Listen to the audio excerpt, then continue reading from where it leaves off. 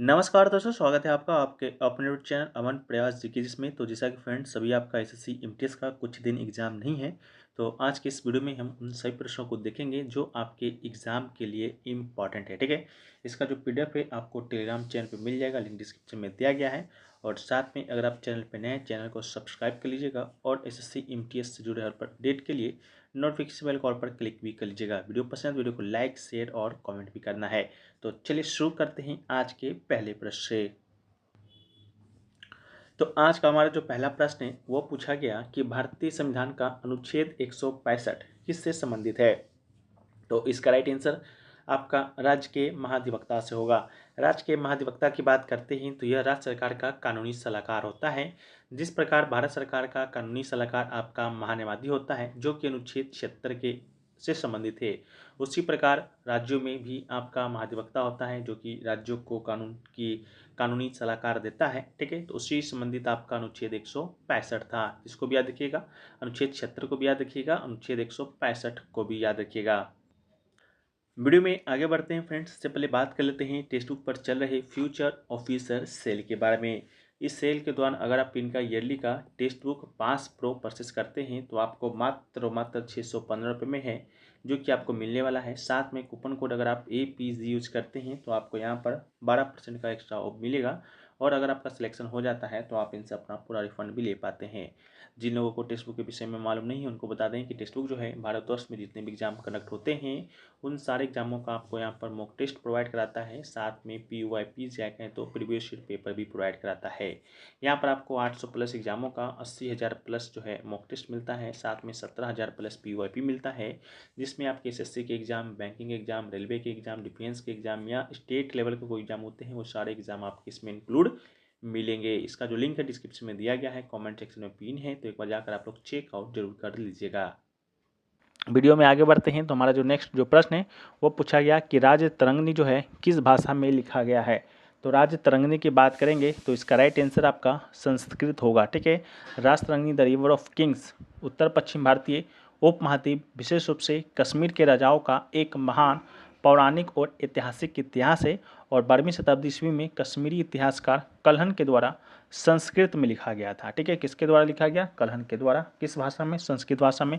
इसमें किस राज्य का है? तो कश्मीर का इतिहास है। ठीक है, अगला है कि माई म्यूजिक माई लाइफ पुस्तक जो है किसके द्वारा लिखा गया। तो माई म्यूजिक माई लाइफ पुस्तक की बात करेंगे तो इसका राइट आंसर आपका रविशंकर होगा। ठीक है, संगीतकार पंडित रविशंकर ने माई म्यूजिक माई लाइफ पुस्तक लिखी जो उनकी आत्मकथा है। यह पुस्तक उनके एक संगीतकार और सितार वादक के रूप में करियर पर प्रकाश डालता है। यह पुस्तक आपका 1968 में जो है प्रकाशित किया गया था। अगला है कि किस ग्रीष्मकालीन ओलंपिक खेलों में PT उषा महिलाओं की 400 मीटर बाधा दौड़ में 0.01 सेकेंड से कांस्य पदक से पीछे रह गई थी। तो इसका राइट आंसर आपका 1984 होगा। 1984 के ग्रीष्मकालीन ओलंपिक खेलों में PT उषा को महिलाओं की 400 मीटर बाधा दौड़ में कांस्य पदक 0.01 सेकेंड से पीछे रह गई थी। ठीक है, इसके अलावा 1982 में नई दिल्ली में एशियाड में उषा यानी PT उषा ने 100 मीटर और 200 मीटर में रजत पदक है जो कि जीता है। इसके एक साल बाद कुवैत में एशियाई ट्रैक एंड फील्ड चैंपियनशिप में PT उषा ने 400 मीटर में एक नए एशियाई रिकॉर्ड के साथ स्वर्ण पदक जीता। ठीक है, इसके अलावा PT उषा ने 1986 के सियोल एशियाई खेलों में 400 मीटर बाधा दौड़ में रिकॉर्ड तोड़ा था। ठीक है, तो इसको भी याद रखिएगा। अगला है ह्वेनसांग जब भारत से चीन वापस गए थे तो उन्होंने अपनी यात्रा की शुरुआत कहाँ से किया था। तो इसका राइट आंसर आपका नालंदा विश्वविद्यालय होगा। ह्वेनसांग जब भारत से चीन वापस गए तो उन्होंने अपनी यात्रा की शुरुआत नालंदा विश्वविद्यालय से की थी। नालंदा उस समय का एक प्रमुख शिक्षा केंद्र था और ह्वेनसांग ने वहाँ कई वर्षों तक अध्ययन किया था और उनकी यात्रा का मुख्य उद्देश्य बौद्ध धर्म के ग्रंथों और शिक्षाओं को एकीकृत करना, जिसे वह चीन वापस ले गए। अगला है कि भारत के सड़क परिवहन एवं राजमार्ग मंत्रालय के मंत्री कौन हैं। तो इसका राइट आंसर आपका नितिन गडकरी होगा। सड़क एवं परिवहन राज्य मंत्रालय भारत सरकार का एक मंत्रालय है और ये सड़क परिवहन से संबंधित नियमों, विनियमों, कानून के निर्माण और प्रबंधन के लिए सर्वोच्च निकाय है। इस मंत्रालय का उद्देश्य भारत में सड़क परिवहन प्रणाली की गतिशीलता और दक्षता को बढ़ाना है। अगला है तिलैया बांध निम्नलिखित में से किस राज्य में स्थित है। तो इसका राइट आंसर आपका झारखंड होगा। तिलैया बांध झारखंड में स्थित है और यह कोडरमा जिले में बड़ाकर नदी पर दामोदर घाटी निगम द्वारा निर्मित पहला बांध और जल विद्युत शक्ति संयंत्र है। यह बांध 1200 फीट लंबा, 99 फीट ऊंचा और 36 वर्ग किलोमीटर क्षेत्र में एक सुंदर जलाशय के साथ एक आदर्श परिवेश में स्थित है। इसके अलावा बांध को बाढ़ को नियंत्रण करने के मुख्य उद्देश्य के साथ बनाया गया था और हाइड्रो इलेक्ट्रिक स्टेशन 4 मेगावाट का उत्पादन यह करता है। इसके अलावा तिलैया बांध दामोदर घाटी निगम के पहले चरण में शामिल 4 बहुउद्देशीय बांधों में से पहला था और यह 21 फरवरी 1953 को खोला गया था। अगला है आज़ादी का अमृत महोत्सव जो है कब शुरू हुआ था, तो इसका राइट आंसर आपका 12 मार्च 2021 होगा। शुरुआत पूछा गया था तो 12 मार्च 2021 होगा। यह महोत्सव भारत की आज़ादी की 75वीं वर्षगांठ के लिए शुरू किया गया था। इस महोत्सव का समापन जो है 15 अगस्त 2023 को हुआ था। ठीक है, अगला है कि भारत में साक्षरता दर की गणना किस आयु वर्ग के आधार पर की जाती है, तो राइट आंसर आपका 7 वर्ष से ऊपर होगा। साक्षरता दर एक क्षेत्र की आबादी का कुल प्रतिशत है जो किसी विशेष समय में 7 वर्ष या उससे अधिक आयु है जो समझ के साथ पढ़ और लिख सकता है। इसके अलावा 11 की जनगणना के अनुसार केरल राज्य में साक्षरता दर सबसे अधिक है, बिहार की साक्षरता दर सबसे कम है और केंद्र शासित प्रदेशों में बात करेंगे तो लक्षद्वीप में सबसे अधिक साक्षरता दर है और दादर और नागर हवेली में सबसे कम साक्षरता दर है। भारत की साक्षरता दर की बात करते हैं तो भारत की साक्षरता दर 74.04% है। ठीक है, अगला है कि जब नदी मैदान में प्रवेश करती है और वो मुड़ती है और बहते हुए बड़े मोड़ बनाती है जिसे डैश के रूप में जाना जाता है, तो इसका जो राइट आंसर होगा आपका विसर्प होगा। बहते नल की अकर्मणीय क्रिया या विधिशीलता क्रिया के परिणाम स्वरूप बनाई गई भू आकृतियों को फ्लूवियल लैंडफॉर्म कहा जाता है। नदी अपने यौवन, परिपक्व और नदी मार्ग विकास के पुराने चरण के दौरान कई विशेषताएं विकसित करती है, उसमें से एक आपका विसर्प है। अगला है कि भारत सरकार के स्मार्ट सिटी मिशन के तहत शुरू में कितने शहर को शामिल किया गया था, तो राइट आंसर आपका 100 यानी 100 होगा। यह जो है स्मार्ट सिटी मिशन एक केंद्र प्रायोजित योजना है। 2015 में जून के महीने में स्मार्ट सोल्यूशंस के साथ अनुप्रयोगों के माध्यम से नागरिकों के जीवन की गुणवत्ता एवं स्वच्छ तथा संभवनीय वातावरण प्रदान करने के लिए 100 शहरों की आवश्यक बुनियादी ढांचों को बदलने के लिए प्रारंभ किया गया था। इसका उद्देश्य सतत और समावेशी विकास के माध्यम से नागरिकों की गुणवत्ता में सुधार करना है। अगला है कि भारत की एकात्मक शासन की विशेषता इनमें से कौन सी है, 4 ऑप्शन दिया गया था, राष्ट्रपति, एकल नागरिकता, मंत्री और कार्यपालिका।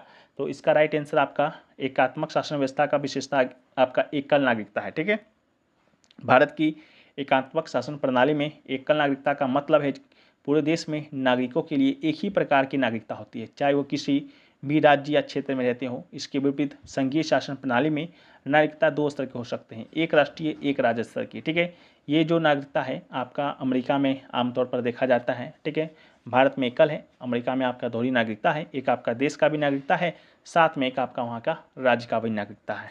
अगला है कि जनगणना 2021 के अनुसार राज्यों का घनत्व घटते क्रम में क्या है। ठीक है, तो आपके एग्जाम में उत्तर पूर्वी राज्यों का पूछा गया था। ठीक है, तो उत्तर पूर्वी राज्यों की बात करते हैं तो उसका जो जनसंख्या घनत्व होगा 2011 के अनुसार आपसे पूछा गया था। ठीक है, तो यहाँ पर एक आपका 21 के अनुसार लिखा गया है, तो 21 के अनुसार आपका असम, त्रिपुरा, मणिपुर, मेघालय, नागालैंड, अरुणाचल प्रदेश, मिजोरम, सिक्किम होगा, लेकिन आपसे 11 का पूछा गया था, आप लोग देख लीजिएगा। ठीक है, बाकी राज्यों की बात करते हैं तो राज्यों में बिहार का सबसे ज़्यादा, फिर बंगाल, फिर केरल, फिर आपका उत्तर प्रदेश होगा। ठीक है, इसके अलावा संघ शासित प्रदेशों को बात करते हैं तो घटते क्रम में दिल्ली का चंडीगढ़, पुडुचेरी, दमन दीव होगा।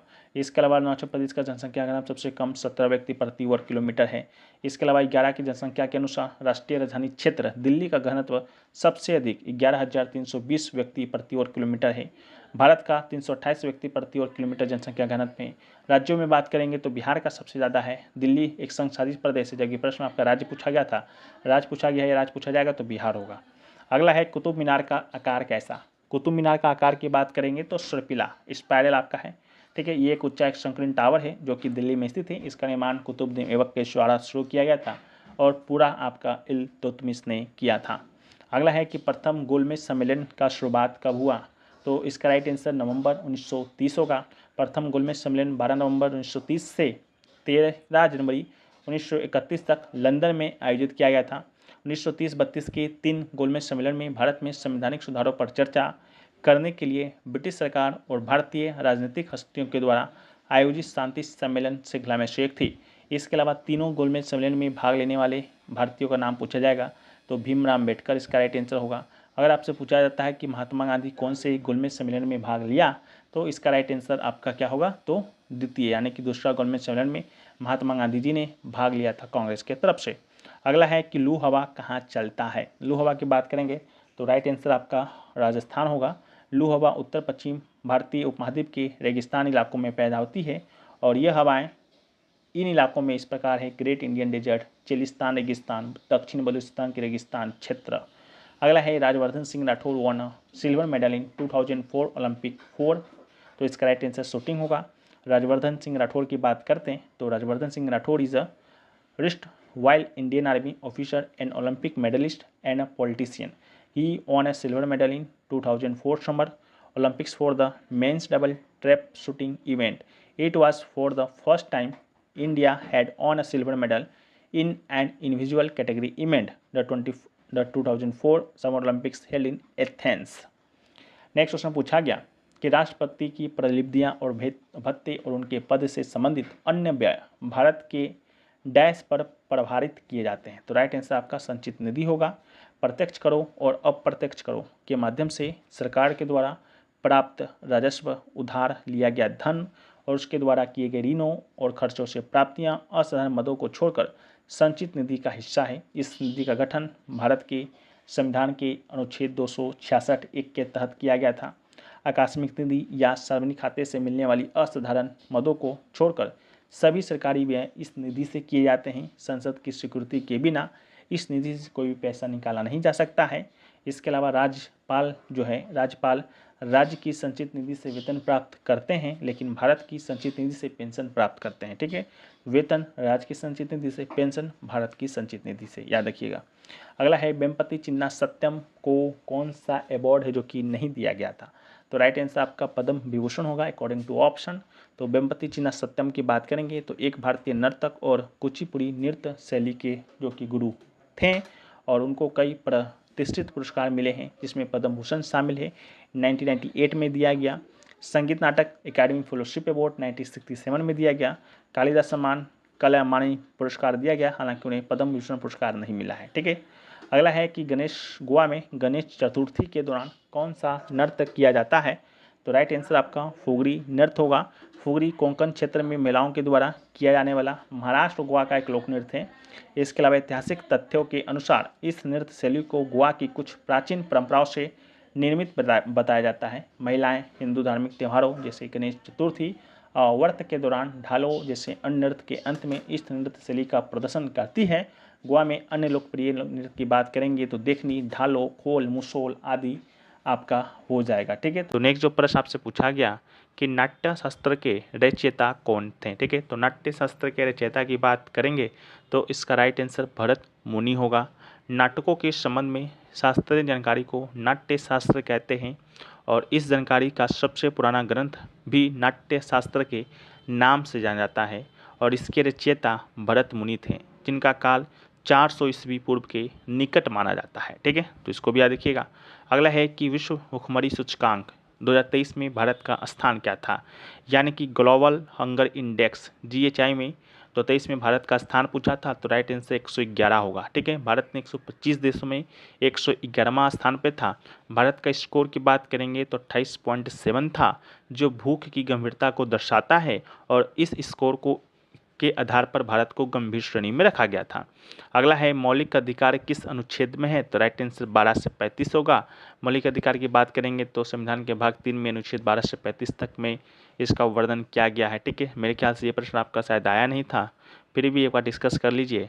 मौलिक अधिकार 14 से 18 की बात करेंगे तो समानता का अधिकार, 1922 आपका स्वतंत्रता का अधिकार, 23 से 24 आपका शोषण के खिलाफ अधिकार, 25 से 28 जो है धार्मिक स्वतंत्रता का अधिकार, 29 से 30 जो है सांस्कृतिक और शिक्षा संबंधी अधिकार, अनुच्छेद 32 जो है संवैधानिक उपचारों का अधिकार से संबंधित है। ठीक है, अगला है कि भारत के किस राज्य में काठ एवं दाह कृषि को बेवर के नाम से जाना जाता है, तो इसका राइट आंसर आपका मध्य प्रदेश होगा। मध्य प्रदेश में काठ एवं दाह कृषि को बेवर या दहिया के रूप में जाना जाता है। ठीक है, इसके अलावा काठ एवं दाह कृषि की बात करते हैं तो काठ एवं जो दाह कृषि है वो एक प्रकार की स्थानांतरित कृषि है जिसमें खेती के लिए भूमि को साफ करने के लिए प्राकृतिक वनस्पति को काट कर उन्हें जला दिया जाता है और फिर किसान एक नए भूखंड में चल जाते हैं।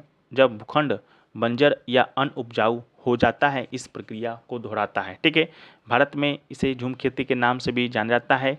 जिसे कि झूम खेती की बात करेंगे तो उत्तर पूर्वी भारत में इसे जाना जाता है बेवर दहिया मध्य प्रदेश, जरा या एरका दक्षिण राज्यों में कहा जाता है, वालरे या वाल्ट्रे दक्षिण पूर्वी राजस्थान में कहा जाता है, पोंडू या पिंडा आंध्र प्रदेश में, कुमारी जो है पश्चिमी घाट में, इसके अलावा पामा डामी या कोमन या ब्रिंगा की बात करेंगे तो उड़ीसा में, खील जो है हिमालय पट्टी में, कुरवा की बात करेंगे तो झारखंड में और झूमिंग की बात करेंगे तो उत्तर पूर्वी राज्यों में। ठीक है, नेक्स्ट जो है कि भारत ने पहली बार किस वर्ष के ग्रीष्मकालीन पैरा ओलंपिक में हिस्सा लिया था? तो इसका राइट आंसर आपका 1968 होगा। भारत ने पहली बार 1968 के ग्रीष्मकालीन पैरा ओलंपिक में हिस्सा लिया था और 1984 के बाद से भारत हर साल ग्रीष्मकालीन पैरा ओलंपिक में हिस्सा ले रहा है और पेरिस 2024 जो है भारत ने पैरा ओलंपिक में 13वीं बार हिस्सा लिया है। इसके अलावा भारत ने पहली बार ओलंपिक खेलों में भाग लिया तो 1900 में पहली बार ओलंपिक खेलों में भाग लिया था और भारत ने एथलीट्स में एक अकेले एथलीट नॉर्मन पीचेट के साथ 2 पदक दोनों रजत जीते थे। इसके अलावा ये ओलंपिक पदक जीतने वाले पहले एशियाई राष्ट्र बना था। इसके अलावा राष्ट्र ने पहली बार 1920 में ग्रीष्मकालीन ओलंपिक खेलों में एक टीम भेजी थी। भारत ने तब से प्रत्येक ग्रीष्मकालीन खेलों में भाग लिया। इसके अलावा भारत ने 1964 से शुरू होने वाले कई शीतकालीन ओलंपिक खेलों में भी भाग लिया। इस बात इसको भी याद रखिएगा। अगला है कि भारत के महान न्यायवादी यानी अटॉर्नी जनरल को किस अनुच्छेद के तहत राष्ट्रपति के द्वारा नियुक्त किया जाता है? ठीक है, तो इसका जो राइट आंसर होगा वो आपका अनुच्छेद 76 होगा। संविधान का अनुच्छेद 76 जो है भारत के महान न्यायवादी अटॉर्नी जनरल के कार्यालयों के लिए प्रदान किया गया है। बाकी भारत का जो महान्यायवादी होता है संघ कार्यकारिणी का एक हिस्सा होता है। महान्यायवादी देश के सर्वोच्च कानूनी अधिकारी होता है। वर्तमान में आपके आर वेंकट रमनी क्या है? अटॉर्नी जनरल है। अगला है अमृता शेरगिल एलाइ पुस्तक किसने के द्वारा लिखा गया है? तो ये पुस्तक यशोधरा डालमिया के द्वारा लिखा गया है। अमृता शेरगिल एलाइ पुस्तक जो है यशोधरा डालमिया ने लिखा है। ये किताब penguin books India limited private limited ने प्रकाशित किया था। अगला है कि फीफा विश्व कप 2022 का मेजबानी किस देश के द्वारा किया गया था? तो राइट आंसर कतर होगा। इसका आयोजन कतर में हुआ था। ये आपका 22वां संस्करण था। 20 नवंबर से 18 दिसंबर 2022 के बीच खेला गया था। टूर्नामेंट में 32 देशों की पुरुष राष्ट्रीय टीमों ने हिस्सा लिया था। ये फुटबॉल इतिहास का पहला वर्ल्ड कप था जो किसी अरब देशों में आयोजित किया गया था। इसमें विजेता जो बना था आपका अर्जेंटीना बना था। इसके अलावा उस विजेता की बात करेंगे तो ये आपका फ्रांस बना था। ठीक है, इसको भी याद रखिएगा। अगला है कि नागरिक उड्डयन जो महानिदेशालय है, ठीक है, उसके महानिदेशक कौन है? तो राइट आंसर विक्रम देवदत्त इसका राइट आंसर होगा। विक्रम देवदत्त को नागरिक उड्डयन महानिदेशालय का महानिदेशक नियुक्त किया गया है। उन्होंने 28 फरवरी 2023 को अरुण कुमार की जगह यह पद संभाला था। इसके अलावा विक्रम देवदत्त जो हैं 1993 बैच के भारतीय प्रशासनिक सेवा यानी कि IAS के अधिकारी हैं। इससे पहले air India asset holding limited के अध्यक्ष और प्रबंधक निदेशक के रूप में भी कार्यरत थे। अगला है कि मणिपुर में रासलीला की शुरुआत किसने की थी? तो राइट आंसर होगा राजा भाग्यचंद्र। राजा भाग्यचंद्र के शासनकाल में ही मणिपुर के लोकप्रिय रासलीला नृत्य की शुरुआत हुई थी। ऐसा कहा जाता है कि 18वीं सदी के इस दार्शनिक राजा ने एक सपने में इस नृत्य शैली के साथ साथ इसकी अनूठी वेशभूषा और संगीत की कल्पना की थी। अगला जो है वो पूछा गया कि द्वितीय आंग्ल मैसूर युद्ध के दौरान आयरकुट के द्वारा पोर्टोनोवा में किसे पराजित किया गया? तो राइट आंसर आपका हैदर अली होगा।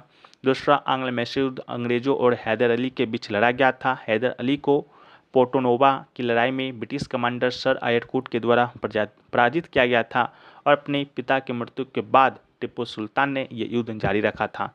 अगला है कि 2023 में यूनिसेफ के बच्चों के अधिकार के लिए भारतीय एम्बेसडर किससे नियुक्त किया गया था? तो राइट आंसर आयुष्मान खुराना होगा। आयुष्मान खुराना को 28 फरवरी 2023 को यूनिसेफ इंडिया का नेशनल एम्बेसडर नियुक्त किया गया था।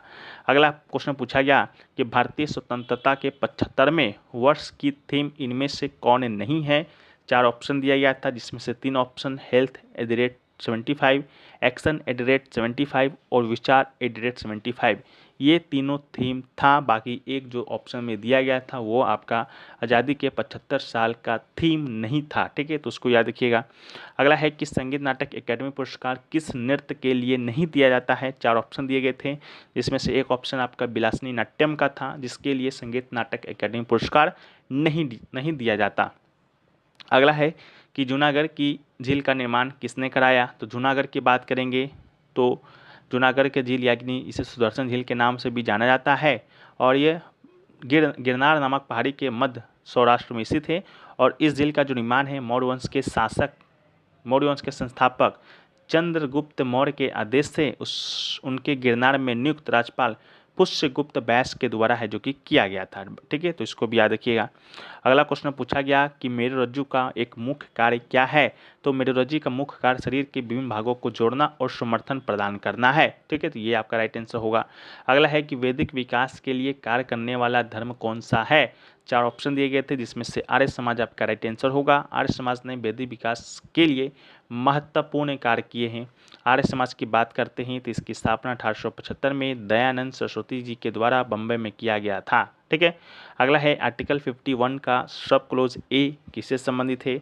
तो आर्टिकल 50 ए का सब क्लोज ए की बात करेंगे तो यह भारतीय संविधान के मौलिक कर्तव्यों का हिस्सा है जिसमें प्रत्येक नागरिक का यह कर्तव्य है कि संविधान का पालन करे, उसके आदर्शों, संस्थाओं, राष्ट्रध्वज और राष्ट्रगान का आदर करे। ठीक है, तो ये आपसे पूछा गया था। में आगे तो हमारा जो नेक्स्ट प्रश्न है वो पूछा गया कि भारत में हॉकी में कौन से वर्ष जो है गोल्ड मेडल नहीं जीता है। ठीक है, तो हॉकी में गोल्ड मेडल नहीं जीता है। 4 ऑप्शन दिए गए थे। 4 ऑप्शन में आपका 1952 का था, 1960 का था, 1956 का था और आपका 1948 का था। ठीक है, तो इन 4 ऑप्शन में आपका right answer option number B जो है होने वाला है 1960। ठीक है, ओलंपिक में भारतीय हॉकी की बात करते हैं तो अब तक भारत ने कुल 8 बार जो है आपका ओलंपिक में गोल्ड मेडल जीता है जिसमें से 6 बार लगातार ओलंपिक में जीता है। ठीक है, पहला 1928 में, फिर 32 में, फिर 36 में, फिर 48 में, 52 में, 56 में, फिर ठीक है 60 में नहीं जीता है।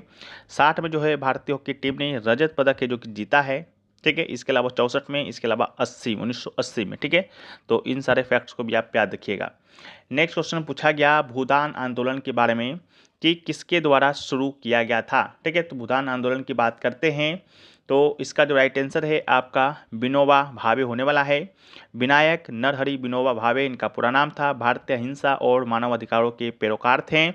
इसके अलावा 11 सितंबर 1895 को विनोबा भावे का जन्म जो है गागोर गांव रायगढ़ महाराष्ट्र में हुआ था। 1951 में भावे ने पोचमपल्ली तेलंगाना में भूदान आंदोलन शुरू किया था और आंदोलन को भूमि मालिकों को भूमिहीनों की भूमि उपहार देने के रूप में देखा गया था। ठीक है, इसके अलावा यह आंदोलन 13 वर्षों तक चला जिस दौरान भावे ने पूरे भारत का भ्रमण किया। इसके अलावा यहाँ पर कुछ आंदोलन के नाम लिखे गए हैं जिसके नेतृत्व करता हैं। ठीक है, याद कीजिएगा, आपके एग्जाम में यहाँ से आते हैं, कुछ को हम डिस्कस कर देते हैं, बाकी आप लोग PDF में पढ़ लीजिएगा। जैसा कि 1857 का विद्रोह आपका 1857 में हुआ था। मंगल पांडे, झांसी की रानी लक्ष्मीबाई, टाटा टोपे इसके प्रमुख नेतृत्वकर्ता थे। असहयोग आंदोलन महात्मा गांधी जी के द्वारा 1920 में, सविनय अवज्ञा आंदोलन जिसे दांडी मार्च के नाम से जानते हैं महात्मा गांधी के द्वारा 1930 में, भारत छोड़ो आंदोलन महात्मा गांधी के द्वारा 1942 में, स्वदेशी आंदोलन बाल गंगाधर तिलक के द्वारा 1905 में, चंपारण सत्याग्रह महात्मा गांधी जी के द्वारा 1917 में, खेरा सत्याग्रह भी महात्मा गांधी जी के द्वारा 1918 में, खिलाफत आंदोलन जो है मोहम्मद अली शौकत दोनों भाइयों के द्वारा 1919 से लेकर 24 में। इसके अलावा जो है आपको क्या बैकॉम सत्याग्रह याद रखिएगा के कलपन के द्वारा। इसके अलावा बारदोली सत्याग्रह याद रखिएगा सरदार वल्लभ भाई पटेल जी के द्वारा। इसके अलावा हरिजन आंदोलन महात्मा गांधी जी के द्वारा। भूमिहीन आंदोलन जो है आपका अच्युत पटवर्धन जी के द्वारा है जो कि शुरू किया गया। इसके अलावा नमक सत्याग्रह महात्मा गांधी जी के द्वारा। चिपको आंदोलन जो है सुंदरलाल बहुगुणा और गौरा देवी के द्वारा। नर्मदा बचाओ आंदोलन की बात करेंगे तो मेधा पाटकर के द्वारा जो है शुरू किया गया। भोपाल गैस त्रासदी आंदोलन आपका अब्दुल जब्बार के द्वारा किया गया। इसके अलावा जो है जगन्नाथ मंदिर आंदोलन की बात करेंगे तो ब्रिजलाल और पंडित नेहरू के द्वारा। विष्णु भगवान सत्याग्रह जो है रामकृष्ण पिल्लई जी के द्वारा शुरू किया गया। इसके अलावा जो है लिंगायत आंदोलन जो है बसवेश्वर के द्वारा। ठीक है, इसके अलावा और क्या याद रखिएगा इसमें तेभागा आंदोलन को याद रखिएगा बंगाल के किसानों के द्वारा शुरू किया गया था। बारदोली सत्याग्रह जो है यह आंदोलन की बात करेंगे तो सरदार वल्लभ भाई पटेल जी के द्वारा है जो कि शुरू किया गया। इसके अलावा जेपी आंदोलन है जयप्रकाश नारायण जी के द्वारा। ठीक है, भाषाई आंदोलन की बात करेंगे तो पोट्टू श्री मल्लू के द्वारा शुरू किया गया। इसके अलावा बात करते हैं तो आपका गोवा मुक्ति आंदोलन राम मनोहर लोहिया के द्वारा, इसके अलावा भूदान आंदोलन विनोबा भावे, सर्वोदय आंदोलन विनोबा भावे, ठीक है, गरबी गुजरात आंदोलन नरियर पारिक के द्वारा, गरीब आंदोलन डीबी गोंडलेकर के द्वारा, ठीक है। तो इन सभी को याद रखिएगा। नेक्स्ट क्वेश्चन है कि किसने अपने माँ के लिए शहर की स्थापना की थी। तो इसका राइट आंसर आपका कृष्ण देव राय हो जाएगा। कृष्ण देव जो राय हैं आपके विजयनगर सम्राट थे, विजयनगर के सम्राट थे, जिन्होंने 1509 से लेकर 1529 तक है जो कि शासन किया। वह तुलबु वंश के तीसरे शासक थे और लोग इन्हें इस वंश के सबसे महान शासक मानते हैं।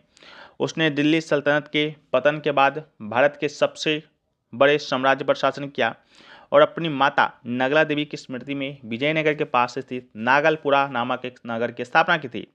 इसके अलावा उसने कई मंदिर, तालाब और गोपुरम भी बनवाए थे और उन्हें कन्नड़ राज्य रामन मुरु राय गंडा और आंध्र भोज की उपाधि जो कि दिया गया। इसके अलावा उनके शासनकाल में अनेक भाषाओं के साहित्य का विकास हुआ। इसे कन्नड़ साहित्य का स्वर्णयुग कहा जाता है, इसको भी याद रखिएगा। इसके अलावा अगर आपसे पूछा है गंगाई कोंडा चोलपुरम शहर की स्थापना किसने किया, तो राजेंद्र प्रथम जो कि चोल वंश का शासक था उसने किया। महाबलीपुरम शहर की स्थापना किसने किया, तो नरसिंह वर्मन प्रथम जो कि पल्लव वंश का शासक था, ठीक है, तो ये किया। इसके अलावा जो पूछा गया कि माधवपुर जो मेला है आपका कितने दिनों तक लगता है, तो माधवपुर मेला की जब हम लोग बात करते हैं तो माधवपुर मेला आपका टोटल 5 दिनों तक लगता है। कहाँ लगता है, तो ये आपका गुजरात में लगता है। इसके अलावा माधवपुर गेर एक सांस्कृतिक रूप से महत्वपूर्ण गांव है। ऐसा माना जाता है कि यह वह स्थान है जहां भगवान कृष्ण ने रुक्मणी से विवाह किया था। ये जगह समुद्र के किनारे पर स्थित है और पोरबंदर के बहुत करीब है। इसके अलावा रामनवमी के उपलक्ष्य में हर साल ये मेला आयोजित होता है, तो आपको इसको भी याद रखना है। अगला क्वेश्चन पूछा गया रण उत्सव जो है किस राज्य में मनाया जाता, तो रण उत्सव की बात करेंगे तो इसका राइट आंसर आपका गुजरात होगा। रण उत्सव आमतौर पर दिसंबर से फरवरी के महीनों में मनाया जाता है। यह हर वर्ष गुजरात के कच्छ जिले में आयोजित किया जाता है, ठीक है। इसके अलावा नेक्स्ट क्वेश्चन पूछा गया ललित कला एकेडमी की स्थापना जो है किसने किया, तो ललित कला एकेडमी की बात करते हैं तो इसकी स्थापना मंत्री मौलाना अब्दुल कलाम आज़ाद के द्वारा किया गया था, ठीक है। ये आपके शिक्षा मंत्री थे जब आपका इसका स्थापना हुआ था 5 अगस्त 1954 को, ठीक है, तो डेट भी याद रखिएगा। इसके अलावा राष्ट्रीय कला एकेडमी जो है, ललित कला एकेडमी जो है पुरस्कार कला के क्षेत्र में उत्कृष्ट कार्य के लिए लोगों को सम्मानित करने के लिए है जो कि प्रदान किया जाता है। अगला आपसे क्वेश्चन पूछा गया था राज्य के नीति निर्देशक सिद्धांत से संबंधित कोई प्रश्न पूछा गया था। में भी आपका आर्टिकल 37 आया था, जो भी आया हो यहाँ पर हम लोग सारी चीज़ों को डिस्कस करने वाले हैं। तो डीपीएसपी की बात करते हैं तो भाग 4 के अंतर्गत ये आपका वर्णित है अनुच्छेद 36 से 51 में। यह आयरलैंड के संविधान से उधार लिया गया है। इसके अलावा आयरलैंड ने भी स्पेन के संविधान से इसे कॉपी किया था, ठीक है। ये तो बात रहा 36 से 51 अनुच्छेद तक जो है आपका डीपीएसपी जो कि वर्णित है। तो यहाँ पर 36 से 51 अनुच्छेद के बारे में हम लोग डिस्कस करेंगे। अनुच्छेद 36 में जो है राज्य की परिभाषा का यहाँ पर वर्णन किया गया है। इसके अलावा जो अनुच्छेद आपका 37 जो है इस भाग में अंतर्वृष्टि तत्वों का लागू होना अनिवार्य है जो न्यायालय के द्वारा अपरिवर्तनीय है, ठीक है, उससे संबंधित है। इसके अलावा जो है आपका आर्टिकल जो 38 जो है वो आपका राज्य लोक कल्याण की अभिवृद्धि के लिए सामाजिक व्यवस्था बनाएगा, उससे संबंधित है। इसके अलावा आर्टिकल जो 39 जो है राज्य भौतिक और अभौतिक साधनों के संकेंद्रण को रोकेगा। राज्य महिला व बालकों व पुरुष की सभी अवस्था को ध्यान रखेगा। सामान्य कार्य के समान वेतन की व्याख्या की व्यवस्था इसमें रखी गई है, ठीक है, तो आपका उससे संबंधित था। इसके अलावा जो है अनुच्छेद 39 जो क है उसको देखें तो वो किससे संबंधित है, तो अनुच्छेद 39 जो क है वो आपका संबंधित है सामान्य न्याय और निःशुल्क विधिक सहायता से संबंधित है अनुच्छेद 39 का। इसके अलावा 40 जो है ग्राम पंचायत के संगठन से संबंधित है। 41 जो है कुछ दशाओं में काम, शिक्षा और लोक सहायता पाने का अधिकार राज्य आर्थिक और शैक्षिक दृष्टि से पिछड़े वर्गों का विशेष ध्यान रखेगा, उससे संबंधित है। अनुच्छेद 42 आपका काम की न्याय संगत और मनोवाचिक दशाओं की तथा प्रस्तुति सहायता का उपबंध से संबंधित है। अनुच्छेद 43 आपका कर्मकारों के लिए निर्वाह मजदूरी आदि से संबंधित है। अनुच्छेद 43 का जो है सहकारी समिति की स्थापना से संबंधित है, जो कि 97वां संविधान संशोधन के माध्यम से जोड़ा गया। 44 आपका समान नागरिक सहायता से संबंधित है। 45 जो है बालकों के लिए निःशुल्क और अनिवार्य शिक्षा का उपबंध करता है, उससे संबंधित है। अनुच्छेद 46 जो है अनुसूचित जाति, अनुसूचित जनजाति तथा अन्य दुर्बल वर्गों की शिक्षा और अर्थ संबंधी हितों की अभिवृद्धि से संबंधित है। अनुच्छेद 47 जो है पोषाहार स्तर और जीवन स्तर को ऊंचा कर दें तथा लोक स्वास्थ्य को सुधार करने का राज्य का कर्तव्य होगा, उससे संबंधित है। अनुच्छेद 48 आपका कृषि और पशुपालन के संगठन से है। अनुच्छेद 48 जो का है पर्यावरण का संरक्षण और संवर्धन तथा वन जीवों की रक्षा से है।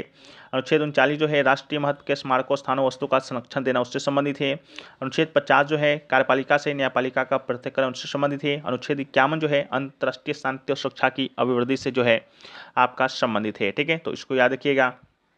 इसके अलावा जो है आपका और भी क्वेश्चन पूछा गया, जैसा कि जीके जिस पहले हम लोग चर्चा करते हैं, इसके बाद हम इंग्लिश का कुछ क्वेश्चन को भी देखेंगे। ठीक है, तो क्वेश्चन आपसे पूछा गया था कि 2011 के जनगणना के अनुसार सबसे अधिक किस महानगर की संख्या सबसे अधिक है। ठीक है, तो सबसे अधिक महानगर का संख्या आपसे पूछा गया, तो महानगर की बात करते हैं तो सबसे ज़्यादा जो है संख्या जो है आपका वो आपका मुंबई का है। ठीक है, तो इसका तो राइट आंसर आपका क्या हो जाएगा, मुंबई हो जाएगा। ठीक है, बताइएगा ये क्वेश्चन आपका आया था कि नहीं आया था, सबसे अधिक किस महानगर की संख्या अधिक है। इसके अलावा जो आपसे पूछा गया कि राज्य विधानसभा का अध्यक्ष कौन होता है। ठीक है, इस प्रकार करके कोई क्वेश्चन पूछा गया था। ठीक है, तो राज्य विधानसभा का जो अध्यक्ष होता है वो उसको विधानसभा के सदस्यों के द्वारा ही चुना जाता है। ठीक है, इसके अलावा यह व्यक्ति विधानसभा की कार्यवाही का संचालन करता है और सदस्यों के बीच अनुशासन जो है बनाए रखता है। ठीक है, उससे आपका संबंधित था। इसके अलावा एक क्वेश्चन आपका बहुआयामी गरीबी सूचकांक 2023 से भी क्वेश्चन पूछा गया था कि बहुआयामी गरीबी सूचकांक 2023 में वृद्धि दर 2009 से 2021 से कितना है, इस प्रकार करके कुछ पूछा गया जो कि नहीं मिल पाया है। इसके अलावा क्वेश्चन पूछा गया था गर्म दल का प्रमुख नेता कौन है। तो गर्म दल के प्रमुख नेता की बात करेंगे तो गर्म दल के प्रमुख नेता है बाल गंगाधर तिलक। ठीक है, तो बाल गंगाधर तिलक इसका आपका राइट आंसर हो जाएगा। इसके अलावा एक क्वेश्चन आपका जल परियोजना से भी पूछा गया, मिला नहीं, क्या क्वेश्चन पूछा गया, एक क्वेश्चन आपसे पूछा गया था इंडिका नामक पुस्तक से संबंधित कि इंडिका नामक जो पुस्तक है उसको किसने लिखा है। तो इसको लिखा है मेगास्थनीज ने। हमने कल परसों ही टॉपिक वाइज जो आपका क्लास जो हुआ था उसमें हमने आपसे डिस्कस किया था इंडिका नामक पुस्तक के बारे में, साथ में और सभी पुस्तक के बारे में भी डिस्कस जो है जो कि आपका किया है। ठीक है, तो ये चीज़ राइट आंसर है। मेगास्थनीज की बात करते हैं तो ये किसके दरबार में आया था, इसको भी याद रखिएगा, ये आया था चंद्रगुप्त मौर्य के दरबार में। ठीक है, इसके अलावा ये किसका राजदूत था, तो ये आपका सेल्यूकस निकेटर का है जो कि राजदूत था। ठीक है, तो इसको भी याद रखिएगा किसका राजदूत था, सेल्यूकस निकेटर। एक प्रश्न परसों तरसों ही जो है पूछा गया कि मेगास्थनीज ने इंडिका नामक पुस्तक में जो पाटलिपुत्र जो था उसमें कितने चीज का चर्चा किया है, कितने कुछ था, अभी माइंड से निकल गया है, लेकिन उसका राइट आंसर आपका 7 था। ठीक है, कितने भागों में बांटा है समाज को। ठीक है, ठीक है, समाज को कितने भागों में बांटा है, तो 7 भागों में बांटा है। ठीक है, ये क्वेश्चन आपसे जो है कि पूछा गया था। ठीक है, इसके अलावा एक क्वेश्चन जो पूछा गया कि जो बटरफ्लाई जो स्ट्रोक है वो आपका किससे संबंधित है। ठीक है, तो बटरफ्लाई स्ट्रोक। ठीक है, तो बटरफ्लाई स्ट्रोक की जब बात करते हैं तो ये दोस्तों आपका स्विमिंग से संबंधित है। ठीक है, तो इसका राइट आंसर आपका स्विमिंग हो जाएगा। इसके अलावा एक क्वेश्चन आपसे पूछा गया कि 13वीं सदी में लाल और भूरे पत्थर से बनी भारत की सबसे बड़ी मीनार कौन सी है। ठीक है, तो सबसे बड़ी मीनार की बात करते हैं तो ये दोस्तों आपका कुतुब मीनार हो जाएगा। ठीक है, कुतुब मीनार है इसका राइट आंसर। इसके अलावा कुतुब मीनार कहाँ पर स्थित है, दिल्ली में है। इसकी ऊंचाई की बात करेंगे तो 72.5 मीटर इसका ऊंचाई है। ठीक है, इसके अलावा कुतुब मीनार का निर्माण किसने कराया था, शुरू किया था तो कुतुबुद्दीन ऐबक ने किया था। पूरा किसने किया था, तो पूरा इल्तुतमिश ने किया था। ठीक है, तो इसको भी याद रखिएगा, ये भी प्रश्न आपके एग्जाम में पूछा गया। इसके अलावा एक क्वेश्चन और पूछा गया था जावरा डांस के बारे में कि जावरा जो डांस है वो आपका किस राज्य में किया जाता है। ठीक है, तो जावरा डांस की बात करेंगे तो Jawara is the popular folk dance of the Bundelkhand region of Madhya Pradesh. ठीक है, तो इसका राइट आंसर क्या होगा, इसका राइट आंसर आपका मध्य प्रदेश होगा। इसके अलावा it is primarily perform by the peasant community to celebrate a good harvest, both men and women participate in the dance in this dance. ठीक है, आपका जब फसल कटाई उत्सव होता है, फसल कटता है, उसी समय ये जो जावरा जो आपका क्या है डांस जो है वो आपका किया जाता है। तो ये क्वेश्चन पूछा गया। एक क्वेश्चन आपका जो पूछा गया कि स्टेट की मिनिस्ट्री का अध्यक्षता कौन करता है, ठीक है। तो इसका राइट आंसर क्या हो सकता है, तो इसको हम लोग PDF में दे देंगे। बाकी राज्य की मंत्रिपरिषद की जो अध्यक्षता है आपका मुख्यमंत्री करता है, ठीक है। तो इसका राइट आंसर आपका मुख्यमंत्री हो जाएगा। बाकी मुख्यमंत्री राज्य की कार्यकारी शाखा का प्रमुख होता है और मंत्रिपरिषद के सदस्यों को नियुक्त करता है, उनके कार्यों का भी संचालन करता है, ठीक है। तो ये क्वेश्चन आपसे पूछा गया। सो फ्रेंड्स, आशा करते हैं कि वीडियो आपको पसंद आया है। वीडियो पसंद आया तो वीडियो को लाइक कर दीजिए, चैनल पे नए हैं चैनल को सब्सक्राइब कर दीजिए, और सब्सक्राइब कर दिए हैं तो नोटिफिकेशन बेल कॉल पर क्लिक कर दीजिएगा। और मिलते हैं हम लोग नेक्स्ट वीडियो में, जब तक के लिए जय हिंद फ्रेंड्स।